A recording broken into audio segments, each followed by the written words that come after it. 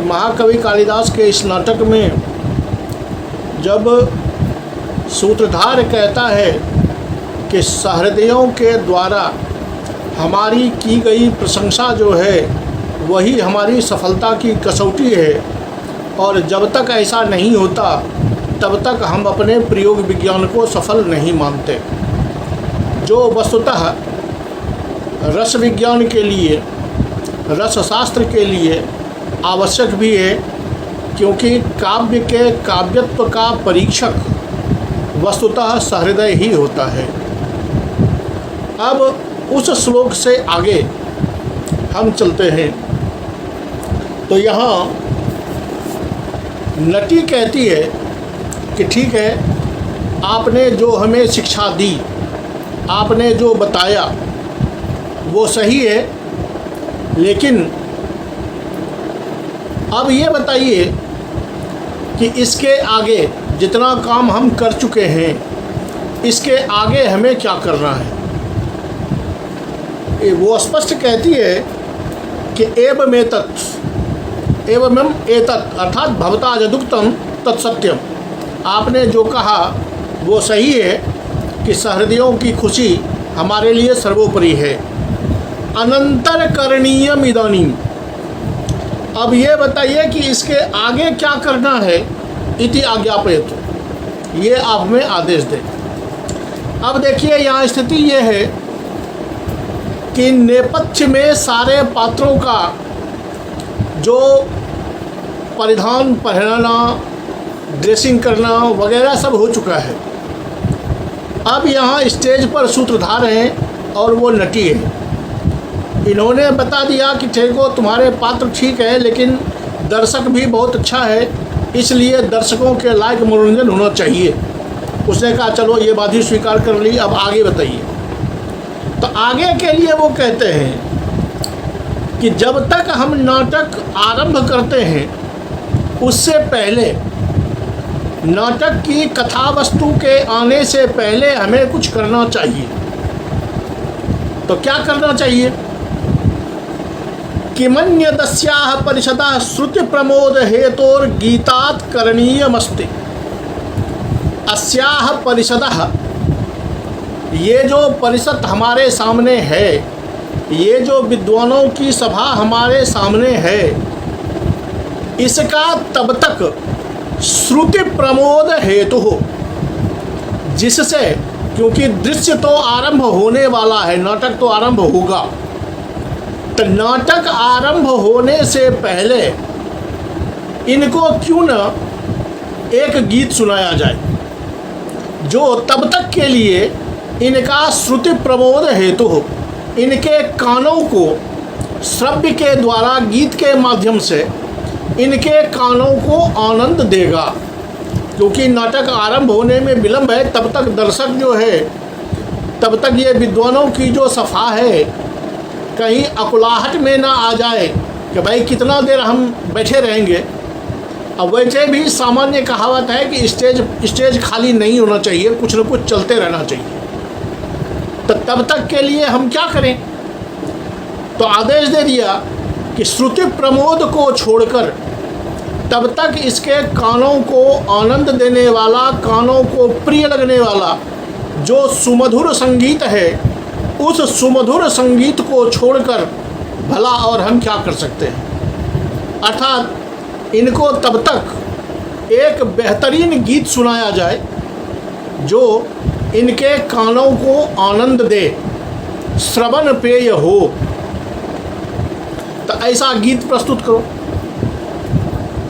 तो नटी पूछती है कि ठीक है, आपने कह दिया कि गीत सुनाना चाहिए, लेकिन ये तो बताइए कि कतमम पुनः ऋतुम अधिकृत्य गास्यामि, किस ऋतु का आश्रय लेकर, किस समय का आश्रय लेकर, किस समय का वर्णन, कैसा गीत हो, उस गीत में किस ऋतु का वर्णन हो, किस समय का वर्णन हो, वैसा ही गीत हम प्रस्तुत करें।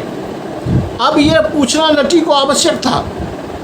अगर वो नहीं पूछती तो समस्या खड़ी हो जाती कि सूत्रधार पहले ही कह चुके हैं कि भाई विद्वानों की सभा है, तो विद्वानों की सभा है तो उसके मनोरंजन के लिए अगर गीत प्रस्तुत किया जाए तो वो भी विद्वानों के अनुकूल हो। इसलिए नटी सोचती है कि अगर मैं अपने मन से आरंभ कर दूं तो हो सकता है कि बाद में हमें सुनना पड़े कि ये उचित नहीं था, क्योंकि सूत्रधार निर्देशक तो आगे बैठा हुआ है। इसलिए वो सीधा कहती है कि आप ही बताइए कि कतमम ऋतुमत कृत्य, किस ऋतु का आश्रय लेकर हम गीत सुनाएं। तो सूत्रधार कहते हैं कि आर्ये नन्वस्मिन ननु इममेव तावत अचिरत प्रवृत्तम उपभोग क्षमम ग्रीष्म समयम अधिकृत्य गीयताम। अब यहाँ देखिए, सीधा तो कहा कि ग्रीष्म समयम अधिकृत्य गीयताम। ये जो अभी गर्मी का ऋतु चल रहा है, ग्रीष्म का मौसम चल रहा है, इस ग्रीष्म मौसम को लेकर, ग्रीष्म ऋतु को लेकर के ही गीत सुना। लेकिन इसमें दो बातें कही इन्होंने कि एक तो अचिरत प्रवृत्तम, क्योंकि ग्रीष्म समय अगर है तो ये पता चलना चाहिए कि ग्रीष्म समय, ग्रीष्म ऋतु का अंतिम समय चल रहा है या मध्य है या आदि है। तो कहते हैं अचिरत प्रवृत्तम, बहुत नज़दीक में जो अभी अभी प्रवृत्त हुआ है, यानी अभी अभी गर्मी आई है। और वो गर्मी कैसी है? तो उपभोग क्षमम, माने भयंकर लू चलने वाली गर्मी नहीं आई है। क्योंकि लू चलने वाली गर्मी जब आ जाती है तब तो वो उपभोग में अक्षम हो जाता है, उसको सामान्य लोग बर्दाश्त नहीं कर सकते। लेकिन ये कहते हैं उपभोग क्षमम, इतनी गर्मी है कि लोग सामान्य रूप से उसको बर्दाश्त कर सकते हैं, उसको झेल सकते हैं। तो यानी गर्मी ऋतु का अभी आरंभ हुआ है। उपभोग क्षमम ग्रीष्म समय अधिकृत्य, ऐसे ग्रीष्म समय को लेकर के कोई गीत सुनाओ। ये ग्रीष्म समय कैसा है? तो अभी थोड़ा थोड़ा गर्मी बढ़ना शुरू हुआ है, थोड़ा थोड़ा गर्मी लगना शुरू हुआ है। गर्मी के आते ही लोगों के मन में क्या क्या भावनाएं आ जाती हैं, गर्मी का समय कैसा होता है, इसको दिखाने के लिए वह सूत्रधार अगला श्लोक कहता है कि देखिए गर्मी का समय कैसा है। सुभग सलिलाब गाहा, सुभग सलिलाब गाहा, सलिलाब गाहा, सलिले अवगाहनम, पानी में डूबना, पानी में अवगाहन करना, पानी में तैरना, पानी में नहाना, ये सुंदर लग रहा है, अच्छा लग रहा है लोगों को। क्योंकि ठंडी के दिनों में तो पानी को छूना भी लोगों को दुख लगता है, तो उसमें लोग स्नान करने से बचते ही हैं। जब गर्मी का आरंभ हो गया है तो कहते हैं कि जल में डूबना, स्वच्छ पानी में डूबना, स्वच्छ पानी में स्नान करना अच्छा लगता है। ऐसे दिन है, अभी ऐसा समय आ गया है जब स्नान करना अच्छा लग रहा है। पाटल संसर्ग सुरभि बनवाता, पाटल के फूल से, अब इस पाटल को जगह जगह पर अलग अलग अर्थों में लिया जाता है। लाल फूल से आप कोई भी अर्थ ले सकते हैं जो जिस गर्मी के आरंभ में खिलना शुरू होता है।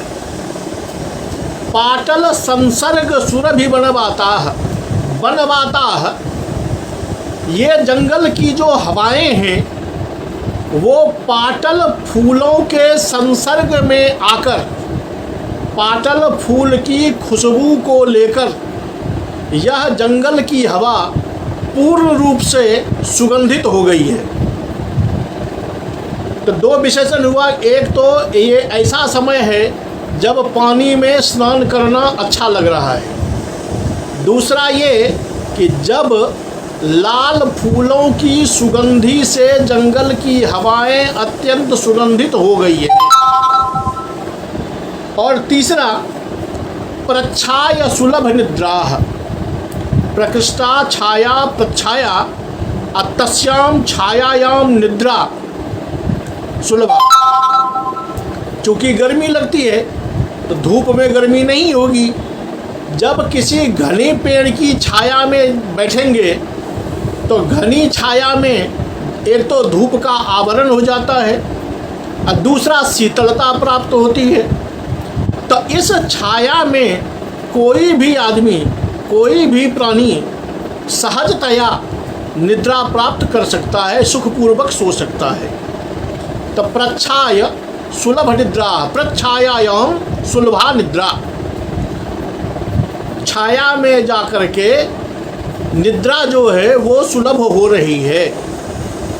दिवसाः एतादृशाः दिवसाः परिणाम रमणीयाः, अर्थात आरंभे न रमणीयाः अपितु परिणामे रमणीयाः। चूँकि गर्मी आरंभ हो चुका है तो जब सूरज उगता है तो धीरे धीरे उसकी गर्मी बढ़नी आरंभ हो जाती है। तो लोग झुंझलाने लगते हैं कि अरे अब तो गर्मी बढ़ने लगी। लेकिन जब सायंकाल का वक्त आता है तो लोगों को उस गर्मी से राहत मिल जाती है। तब लोग चैन से कहता है चलो चलो चलो धूप खत्म हुआ। ये जब भाव आता है कि अच्छा चलो अब शाम हुई, धूप खत्म हुआ, धूप खत्म हुआ तो गर्मी से निजात मिली। तो ये दिन लोगों को शुरू में अच्छा नहीं लगता क्योंकि गर्मी बढ़ने वाली है। परिणाम में अंतिम अवसर में जब संध्या का अवसर आता है तो यह दिन लोगों को अच्छा लगने लगता है। इसलिए इसी समय को लेकर जो वर्तमान में चल रहा है, इस समय को लेकर के गीत गाओ। अब देखिए यहाँ कवि ये नहीं कहता कि पहले जो बसंत बीत चुका है उसको लेकर गाओ। ये नहीं कहता कि आने वाली जो वर्षा ऋतु है उसको लेकर के गाओ। जबकि अगर पिछले बसंत का वर्णन करें तो साहित्य के लिए बसंत बेहतरीन होता है, वर्षा का झमाझम वर्णन हो तो बेहतर होता है।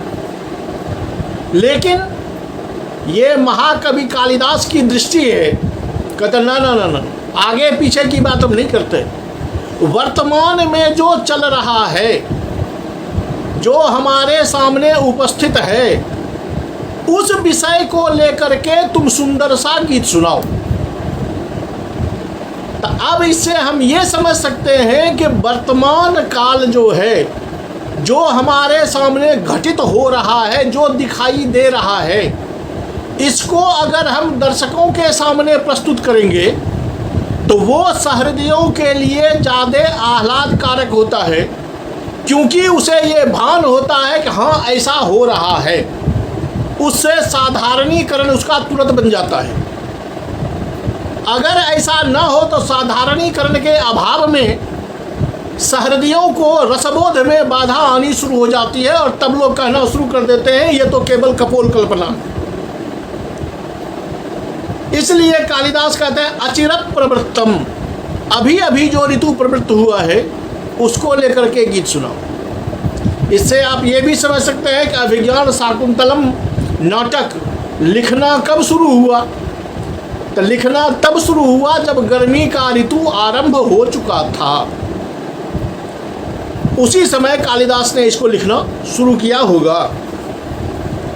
नटी उसको लेकर के, उस गर्मी के मौसम को लेकर के गीत सुनाती है। क्या सुनाती है ये देखिए। ईख दीखत चुंबितानि भ्रमरैः सह सुकुमार केसर शिखानि अवतंसयन्ति दयमानाः प्रमदाः शिरीष कुसुमानि। ईखत ईखत चुंबितानि, शिरीष कुसुमानि, शिरीष का जो फूल है, इस शिरीष के फूल को प्रमदाएं, जो वनिताएं हैं, वो वनिताएं इस शिरीष के फूल को अपने कानों का गहना बना रही है। ये वर्णन चूँकि तपोवन में शुरू होता है,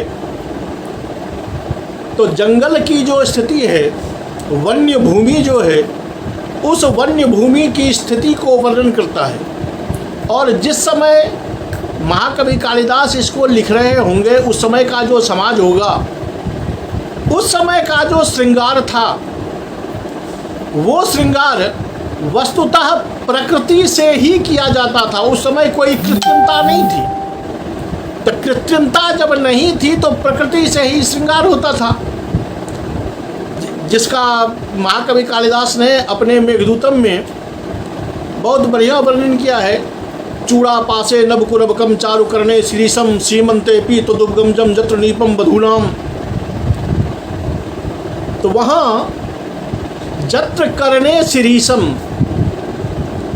चूड़ा पासे नभकुरबकम चारु करणे श्रीसम, वहाँ भी उन्होंने कहा है कि शिरीष के फूल से युवतियाँ अपने कानों का गहना बनाती है। उसी बात को यहाँ भी वो कह रहे हैं कि शिरीष कुसुमानी अवतंग शयंती।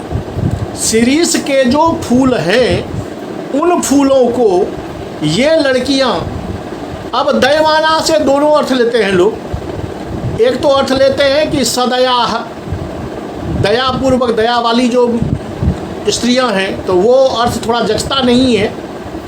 दयमाना से दूसरा अर्थ लोग लेते हैं कि दयितम कांक्षन्त्या, अर्थात युवत्या, जो युवावस्था में आ गई हैं, जिनको श्रृंगार के प्रति रुचि बढ़ गई है, श्रृंगार करना जिसको अच्छा लग रहा है, वो लड़कियां, वो युवतियां क्या करती है, तो इन शिरीष के फूलों को अपने कानों का गहना बना रही है। ये फूल कैसे हैं? तो ईखत ईखत चुंबितानि भ्रमरईश, यानी आप कहोगे कि ये कलियां नई खिली हुई है, तो ऐसी बात नहीं है। खिल रही है वो भी नहीं है, पूरा फूल हो चुका है, जिस पर भंवरे थोड़ा थोड़ा, यानी इतना वो फूला हुआ है, इतना समय हुआ है कि भंवरे ने उसका थोड़ा थोड़ा आस्वाद लेना आरंभ कर दिया है, उसका आस्वाद लिया है, यानी विकसित फूल है शीश का। लेकिन ईखत ईखत, ये दोनों शब्द कमाल कर रहा है कि अगर भ्रमरई चुंबितानी, तब तो उसका सारा रस समाप्त हो जाएगा, उसमें सुगंधियाँ भी समाप्त हो जाएंगी। भंवरे ने ईखत ईखत चुंबन किया है, इसका मतलब है वो रस परिपूर्ण है और सुगंध परिपूर्ण है। सुकुमार केसर शिखानी, जिस पर अत्यंत सुकुमार, अत्यंत कोमल केसर की शिखाएं लगी हुई हैं। लंबी डंडी जैसी जिसमें केसर लगे हुए हैं, वो जिसमें लगा हुआ है, ऐसा जो ये फूल है, इस फूल को दयमाना प्रमदा अवतंग शयंती, अपने कान का गहना बना रही है। अब देखिए कि ये जो अभी दो श्लोक हुए, एक सूत्रधार ने कहा कि गर्मी को लेकर के गीत सुनाओ, और दूसरा नदी ने उसको लेकर गीत सुनाया। तो शायद वैसे वर्णन क्रम में तो कथा जो है वही आनंदप्रद होता है, लेकिन चूंकि इसको कक्षा का नाम दिया गया है, तो बेहतरीन है कि यथोचित समय समय पर इसका काव्यात्मक भी देख लिया जाए। तो पहला जो था सुभग शैलावगाहा, उसमें आप देखेंगे तो स्पष्टतया कोई अलंकार तो दिखाई दे नहीं रहा है, लेकिन जब श्लोक को गौर से देखेंगे, गौर से पढ़ेंगे, तो वहाँ सारे विशेषण जो हैं वो साभिप्राय है। क्यों?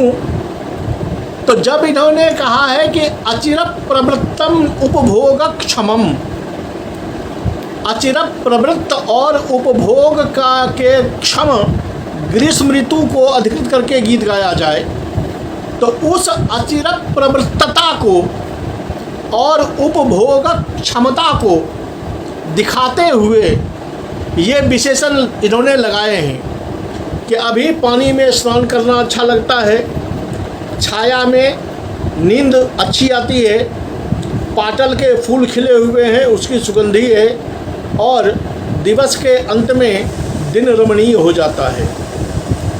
तो अपने कहे हुए कथन को पुष्ट करने के लिए ये सारे विशेषण दिए गए, तो सारे विशेषण इनके साभिप्राय हो जाएंगे, यानी अभिप्राय विशेष की अभिव्यक्ति के लिए ये विशेषण दिया गया है। और जब कोई भी विशेषण अभिप्राय विशेष से लगाया जाता है तो वहाँ हम परिकर अलंकार कहते हैं। साभिप्राय विशेषणैः परिकरः, साभिप्राय विशेषण वाले को हम परिकर अलंकार कहते हैं। अगर आप दूसरे श्लोक को देखेंगे कि ईखत ईखत चुंबितानि सह कुसुमार शेखर सह सुकुमार केसर शिखानि अवतंसयन्त देवानाः प्रमदाः शिरीष कुसुमानि, तो इसमें भी आपको स्पष्टतया कोई अलंकार नहीं दिख रहा है, लेकिन यह दो बातें हैं कि अवतंसयन्ति कान का गहना बना रही है, कौन? तो दयमानाः प्रमदाः, कि ये युवतियां जो हैं वो अपने कान का गहना बना रही है। अब कान का गहना तो तब बनेगा जब वो गहना बनने के लायक हो। तो कान के झुमके को अगर हम देखें तो ऊपर में टका हुआ नीचे टेढ़ा होता है, शिरीष के फूल का भी स्वरूप वैसा ही होता है, इसलिए उस फूल को कान का गहना बनाया जा रहा है। तो अब अगर पुष्प के स्वरूप को इस अलंकार के योग्य देखा जाए तो उसकी योग्यता सही बैठती है। एक तो योग्यता सही बैठती है, दूसरी अलंकार प्रिया युवत्याः, जिसको अलंकार से प्रेम हो गया है, श्रृंगार से प्रेम होने लगा है, उसके लिए है। तो यहाँ एक हेतु यानी क्यों बना रही है, तो भाई उसको अलंकार से प्रेम है और अलंकार के लायक ये फूल है। तो यहाँ अगर हेतु पद पदार्थ में कारण देखें तो ये कारण सटीक हो जाने के कारण यहाँ आप काव्यलिंग अलंकार कह सकते हैं कि स्पष्टतया यहाँ काव्यलिंग अलंकार हो सकता है कारण कार्य भाव में, और छंद तो आजा ही होगा। अब जब ये नटी ये गीत गा रही थी तो सूत्रधार चुपचाप ऐसे मुंह करके आंखें मूंद करके उसके गीत को सुन रहा था, क्योंकि पहले ही कहा है कि श्रुति प्रमोद हेतु, कान के प्रमोद का हेतु, तो चुपचाप सुन रहे थे। इतना खो गए वो कि बाकी सारी बातें भूल गए। उनका गीत बंद हो गया, गीत समाप्त हो गया, लेकिन सूत्रधार देखता ही रह गया। जब उसे याद आया कि अरे गीत तो बंद हो गया, तब सूत्रधार कहता है कि आर्ये साधु गीतम। स्वभावतः है कि जब हमारे स्टेज पर कोई प्रोग्राम जाहिर करता है तो बाद में उसको हम धन्यवाद देते हैं कि इन्होंने बहुत अच्छा प्रोग्राम पेश किया। तो सूत्रधार भी कहता है कि आर्ये साधु गीतम, आपने बहुत बढ़िया गीत सुनाया, इतना बढ़िया सुनाया कि रागापहृत चित्तवृत्ति आलिखित इव विभाति सर्वतो रंगः। ऐसा रंगः रंगमंच, ये जो हमारी सभा लगी हुई है, इतने लोग जो यहाँ बैठे हुए हैं, इन लोगों को देखो, ये लोग तुम्हारे गीतों में ऐसे खो गए हैं, रागापहृत चित्तवृत्ति त्वद गीतस्य रागेन, तुम्हारे गीत में जो आलाप था, जो राग था, उस राग ने अपहरण कर लिया है चित्तवृत्ति जिसकी, अर्थात इन दर्शकों की चित्तवृत्तियाँ तुम्हारे गीत के द्वारा अपहरित कर ली गई, अर्थात वो तुम्हारे गीतों में खो गए। ऐसा खो गए कि जब चित्तवृत्ति गीत में अपहरित हो गया तो आदमी केवल चित्र की तरह, मूर्ति की तरह खड़ा रह गया, क्योंकि उसमें कोई दूसरा विकार नहीं आया। तो दूसरे विकार के अभाव में आलिखित इव, मानो या लिखा हुआ चित्र हो। ये सर्वतो रंगमंच है, रंगमंच के चारों ओर देख लो जितने लोग बैठे हुए हैं, ये सभी मूर्ति की तरह, दीवार पर लिखे हुए चित्र की तरह ये ऐसे ही बैठे हुए हैं। कारण रागापहृत चित्तवृत्तयः, तुम्हारे गीत के राग से अपहरित हो गया है, छीन लिया गया है, अपहरण कर लिया गया है चित्तवृत्तियाँ जिसकी, जिनकी चित्तवृत्तियाँ तुम्हारे गीतों में बह गई, वो बेचारे शरीर से एकदम चित्र में लिखे हुए की तरह यहाँ स्थित हो गए। ऐसे में तदिदानीम, अब इसको देख के लगता है कि भाई ये कतमम प्रयोगम आश्रित्य, अब इन लोगों को कौन सा प्रयोग दिखाकर, कौन सा नाटक दिखाकर इसकी आराधना करूं, इसको मैं कैसे दिखाऊं या कौन सा नाटक दिखाऊं। अब यहाँ देखिए कि आप संदेह करेंगे कि अभी कुछ देर पहले तो सूत्रधार ने कह दिया था कि अभिज्ञान नाटक खेलना है। अब यह सूत्रधार पुनः कह रहा है कि मैं कौन सा नाटक दिखाऊं। इसका मतलब हुआ कि जो निर्देशक है वो अपनी ही बातें 2 मिनट में भूल जाता है। अगर भूल जाता है तो भैया ये कैसा निर्देशक है जो अपने ही सीन को, अपने ही बात को 2 मिनट में भूल जाए। तो बंधुवर ऐसी बात यहाँ नहीं है। यहाँ उस रस और भाव की कलाकारी है कालिदास की। अभी तुरंत कहा है कि रागापहृत चित्तवृत्तयः, तुम्हारे गीत के राग से अपहरित हो गया है चित्तवृत्ति जिसकी।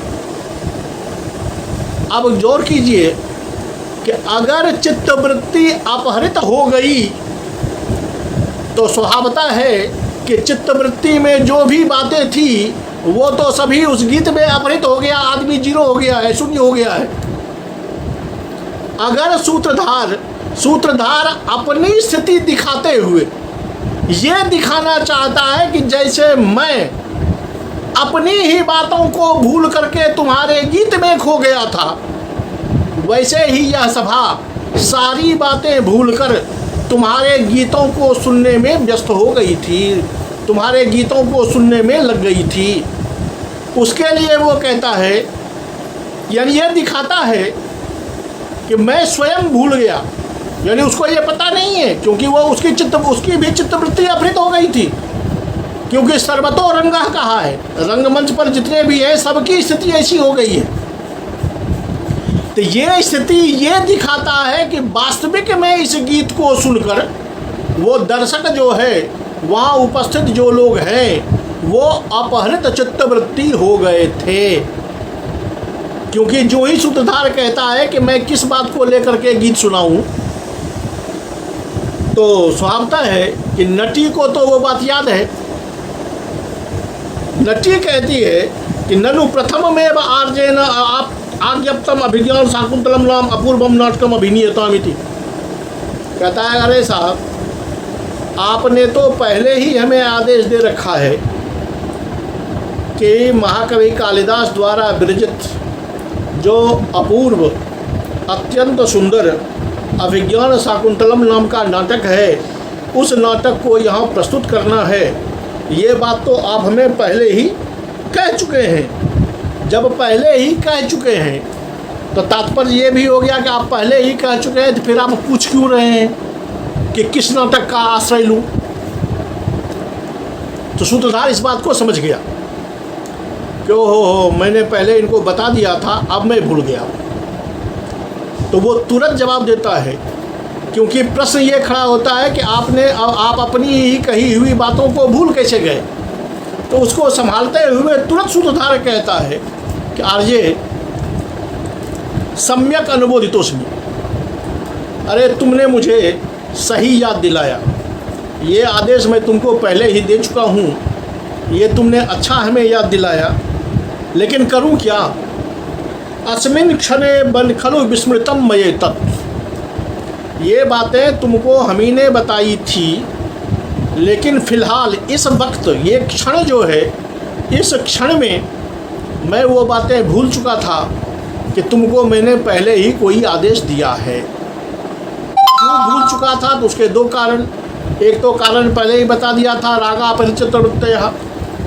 अब दूसरा कारण अब ये बता रहे हैं, जिसके लिए इन्होंने इतना ये सारा ड्रामा रचा है और ये सारी बातें उपस्थापित की हैं।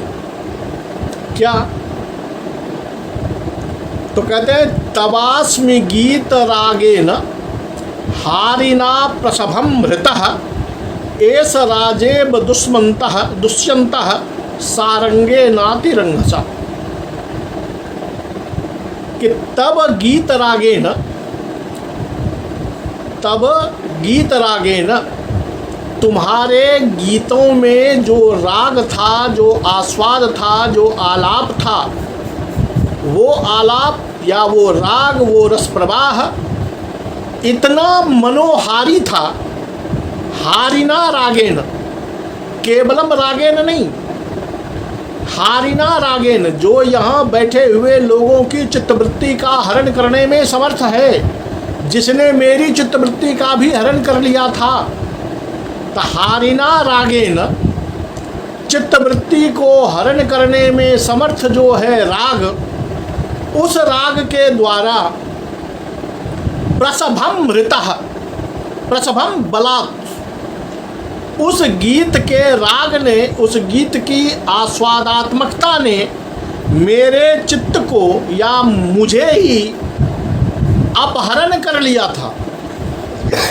तुम्हारे गीत ने मेरी चित्तवृत्ति का ही अपहरण कर लिया था, इसीलिए मुझे वो बातें याद नहीं है, क्योंकि चित्तवृत्ति में जो बातें थी वो तो तुम्हारे राग ने अपहरण कर लिया।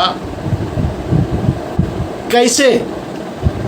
क्योंकि आप जानते हैं कि कालिदास जो है वो उपमा सम्राट हैं। तो जब उपमा सम्राट हैं तो उनका कमाल भी उपमा में होना चाहिए। जैसा उपमेय इनका होता है, उपमान भी वैसा ही ढूंढ के लाते हैं। इसीलिए इनकी जो उपमा है वो सर्वश्रेष्ठ उपमा कहलाती है। वरना उपमा का प्रयोग तो शायद ही कौन कभी इस दुनिया में है जो उपमा का प्रयोग नहीं करता है, लेकिन इनकी उपमा सर्वश्रेष्ठ है। एस राजेब दुष्यन्तः सारंगेन अतिरंघसा, अतिरंघसा सारंगेन, ये उपमा देते हैं कि ये अत्यंत तेजी में भागता हुआ जो सारंग, सारंग हिरण, यहाँ सारंग पद से कहा है वो हिरण जो चितकबरा होता है, जिसके शरीर पर काले काले दाग होते हैं। महाकवि कालिदास को ये मृग बहुत अच्छा लगता है।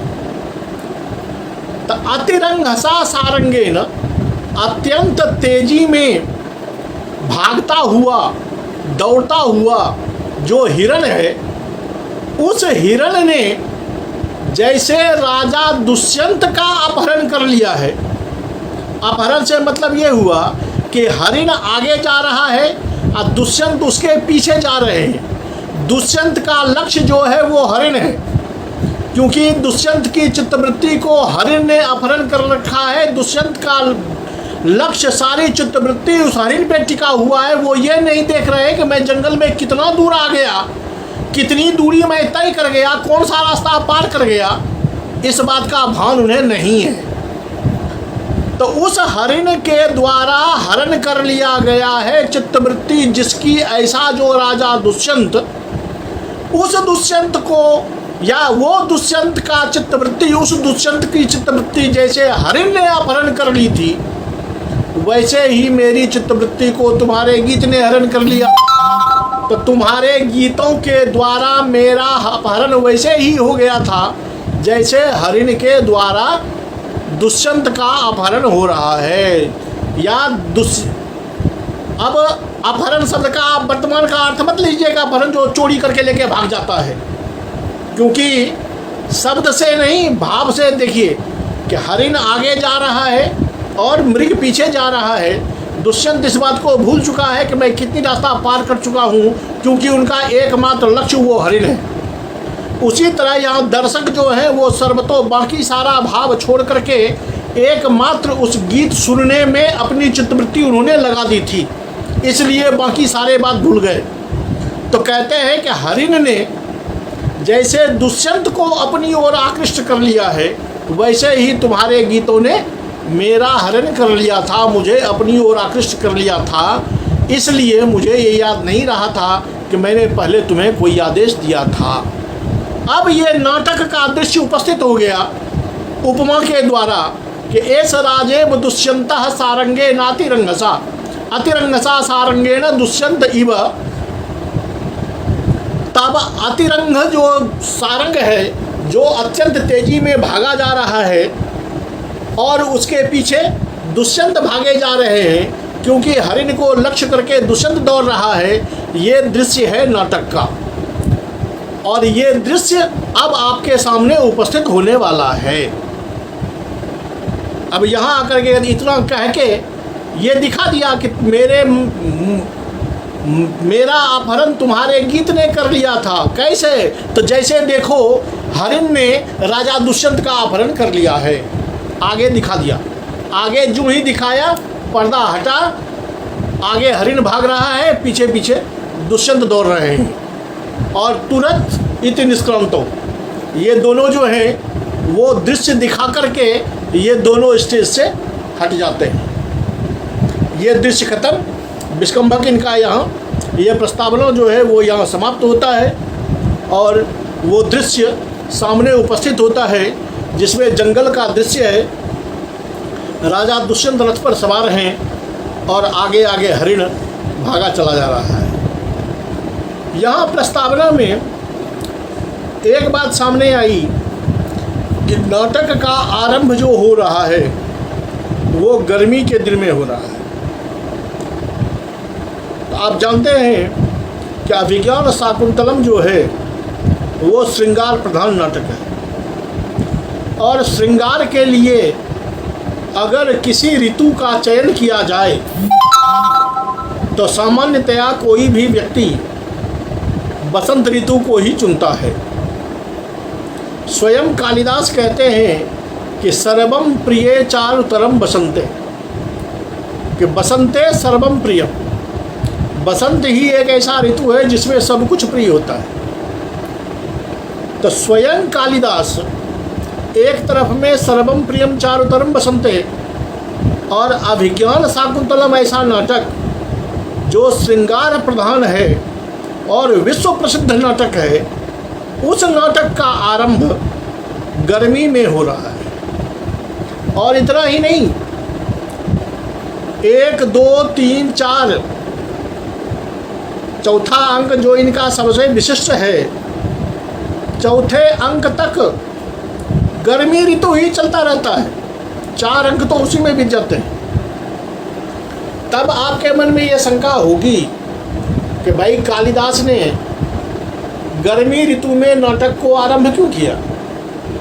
क्योंकि स्वयं लेखक थे, वो तो बसंत में भी कर सकते थे, लेकिन बसंत में ना करके गर्मी में क्यों आरंभ कर दिया भाई? अब इस समस्या का जवाब क्या देंगे? तो आप कहेंगे गर्मी ऋतु चल रही थी, कालिदास ने लिखना शुरू कर दिया। जी ये तो सामान्य बातें हैं, वस्तुतः महाकवि कालिदास उस व्यक्ति का कहिए या साक्षात सरस्वती का कहिए, उसका नाम है कि जो लिख देता है वही सम्माननीय और वही प्रमाण हो जाता है। आजकल के जो चित्र प्रेमी लोग हैं उनको एक डायलॉग बड़ा याद होगा कि मैं जहाँ से खड़ा होता हूँ लाइन वहीं से शुरू होता है। ये खूबी महाकवि कालिदास की है कि वो जो पंक्ति लिख देते हैं वहीं से शुरू हो जाता है। मेघदूतम लिख दिया। सभी जानते हैं कि मेघ जो है वो अचेतन है, अचेतन को दूत नहीं बनाया जा सकता, लेकिन महाकवि कालिदास ने बना दिया। अब बना दिया तो ऐसा बना दिया कि दुनिया के सभी सहृदयों ने उसको आकंठ पिया, और दूत काव्य के नाम पर पहला नाम सबसे पहला मेघदूतम ही आता है। ये है उनकी खूबी। उन्होंने जो कह दिया, जो कर दिया, वो कर दिया, उस पर कोई प्रश्न नहीं है। क्यों प्रस्तुत किया कि सहृदयों ने उसको हाथों हाथ ले लिया, और सहृदयों ने ले लिया तो हो गया स्वीकृत। तो भले ये कहते हैं सर्वम प्रिय चारुतरम बसंते, लेकिन अभिज्ञान ऐसे नाटक को गर्मी ऋतु में शुरू करके इन्होंने ये दिखा दिया कि कालिदास वो कवि हैं जिनके लिए ऋतु कोई मायने नहीं रखता है। ये जहाँ से जो लिखेंगे वही सहृदयों के लिए अमृत बन जाएगा, और वही उन्होंने किया। ये गर्मी ऋतु में शुरू कर दिया नाटक, चल रहा है, स्टार्ट हो गया।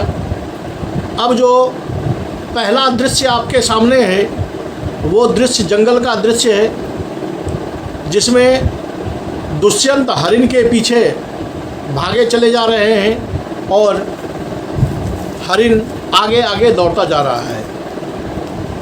ततः प्रविशति रथारूढ़ सरचाप हस्तो मृग मनुसरन राजा सूतश्च। रथ पर चढ़ा हुआ राजा दुष्यंत और सारथी, क्योंकि जब मृग का पीछा कर रहे हैं तो रथ पर सारथी तो होना ही चाहिए, रथ चलाने वाला जो उचित रास्ते को देखकर सही तरह से घोड़ा दौड़ा सके। दोनों आते हैं स्टेज पर। अब सारथी जो है वो एक तरफ में भागते हुए हिरण को देखता है, दूसरे तरफ अपने राजा को देखता है। जो राजा धनुष पर बाण चढ़ाए, प्रत्यंचा खींचे हुए, प्रत्यंचा कान तक खींची हुई है, एकदम लक्ष्य जो है वो हरिण, उस हरिण पर उसकी आंखें टिकी हुई है। केवल प्रत्यंचा छोड़ना है। एक सेकंड के लिए लक्ष्य अगर निशाने पे आया तो बस तुरंत यहाँ से प्रत्यंचा छूटेगा, हरिण मरेगा। स्थिति ये है।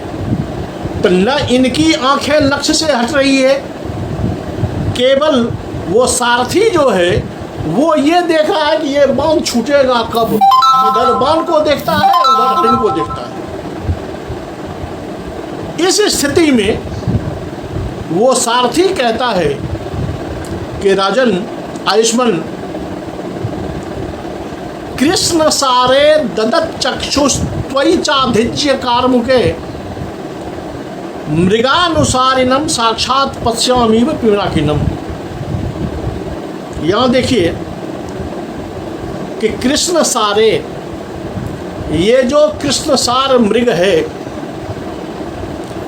ये मृग वही है काला मृग।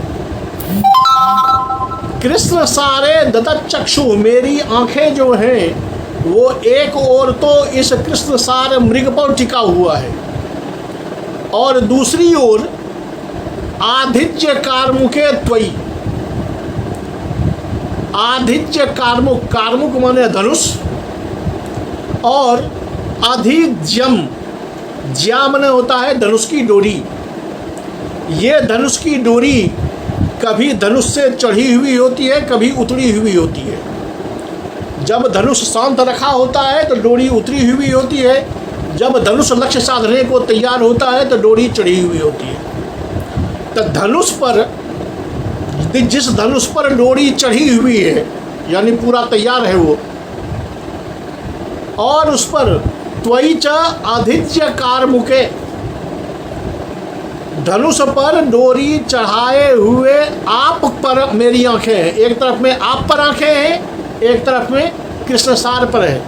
कृष्ण सारे ददत चक्षुः अहम आधिज्य कारमुके भवति, आधिज्य कारमुके त्वयि ददत चक्षुः अहम।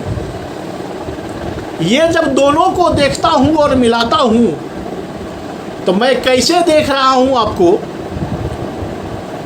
तो मृगानुसारिणम साक्षात पश्यामीव पिनाकिनम, मृगानुसारिणम पिनाकिनम, मृग का अनुसरण करने वाले जो पिनाकी, ये पिनाकी पद जो है, ये पिनाकी पद, पिनाक है भगवान शंकर का धनुष। हर एक व्यक्ति के, हर एक भगवान के व्यक्ति के धनुष के नाम अलग अलग हैं।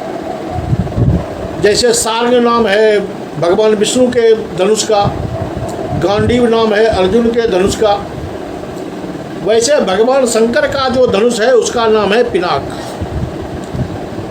तब पिनाकी, पिनाक नाम धनु अस्ति जस्य, तब पिनाकिनम, परंतु पिनाकिनम कीदृशम, कैसे पिनाकी?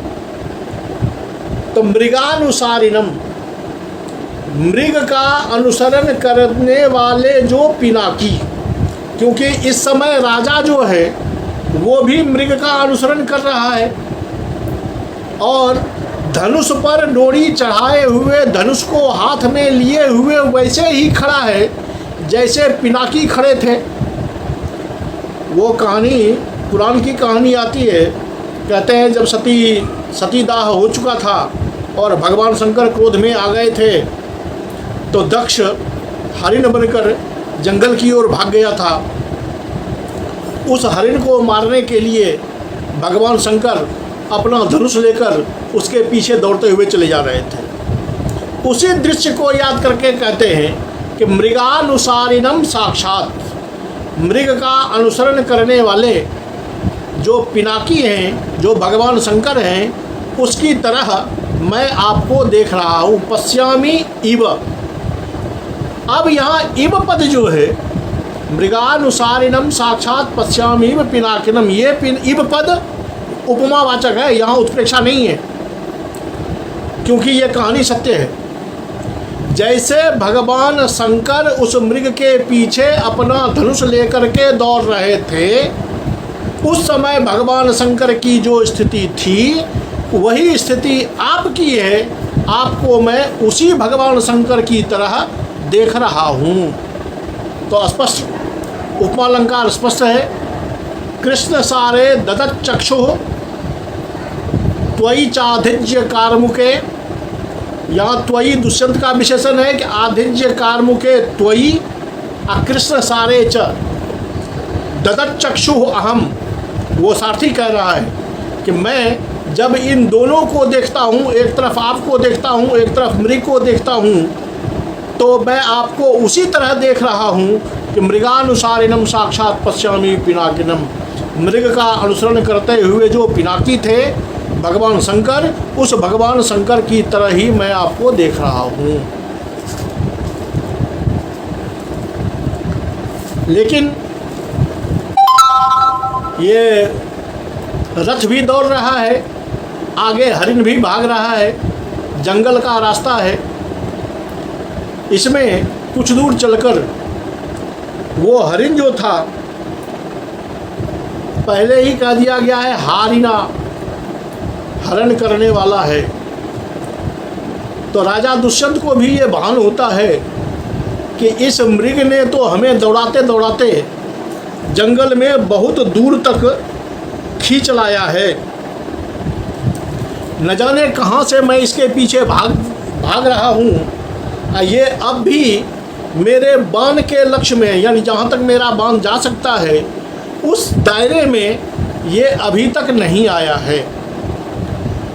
कब तक इसके पीछे भागता रहूँगा? ये देखो कि इतना होने के बावजूद अभी भी वो मेरे लक्ष्य की सीमा में नहीं आया है। अभी भी दुष्यंत के तीर के सही निशाने पर वो नहीं बैठा है कि दुष्यंत अपना तीर चला दे और वो मार जाए, वो मर जाए। कहता है ये देखो कि ये अभी भी मेरे लक्ष्य में नहीं आ रहा है और भागा जा रहा है। अब यहाँ पर कालिदास ने उस भागते हुए हरिण का जो दृश्य खींचा है वो कमाल का है कि कालिदास के काव्य में आप, मैंने पहले कहा है कि जहाँ जो देखेंगे आपको आश्चर्य लगेगा कि एक तो श्रृंगार का नाटक गर्मी ऋतु में आरंभ हो गया, और दूसरा आश्चर्य अब देखिए कि पहला ही श्लोक आया, पहले ही श्लोक में पश्यामी में पिनाकिनम में तो वीर की स्थिति दिखा दी, दूसरे श्लोक में भय, नाटक श्रृंगार प्रधान है। यहाँ मृग उस तीर के भय से, क्योंकि मृग को डर है कि ये राजा न जाने कब बाण हम पर मार देगा और कब हम मर जाएंगे, उस डर के कारण जो वह मृग भाग रहा है, तो उस भागते हुए मृग का जो अद्भुत स्वरूप महाकवि कालिदास ने प्रस्तुत किया है वो वास्तविक में चिरस्मरणीय है। और ये श्लोक प्रायः अभिज्ञान पढ़ने वाले सबको ये श्लोक याद रहता है कि हरिण कैसे भाग रहा है। भागते हुए हरिण को जिसने देखा होगा वो तो सुस्पष्टतया पहचान जाएंगे, क्योंकि सामान्यतया जब आपने देखा होगा तो वो कुलांचे भरता है, और कुलांचे जब भरता है तो एक स्थिति को आप देखिए कि वो यहाँ आता है, पैर टिकता है, फिर से उड़ जाता है।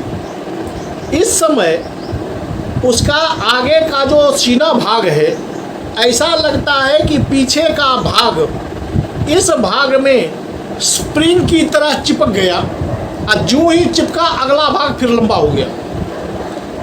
यहाँ आया, पिछला चिपका, अगला लंबा हुआ, फिर वो कूदता हुआ चला जाता है, और बार बार अपनी